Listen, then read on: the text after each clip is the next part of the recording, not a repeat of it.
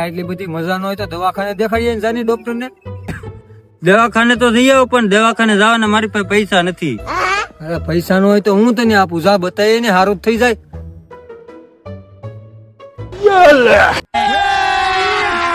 અભી મજા આયેગા ના ભીડો. ઓલો કયું નો જો ભરનો દીકરો હજી આવ્યો ને ફોન કરવા. હવે મજા આવશે. મોટા ભાઈ નો ગાળિયો કરી નાખ્યો છે હારી પેટ નો.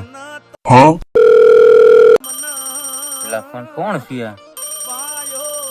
હા મોટા ભાઈ, કેમ છો ભાઈ? કેટલીક વાર લાગશે હવે? અડધો સડ્યો છે ને અડધો હજી બાકી છે.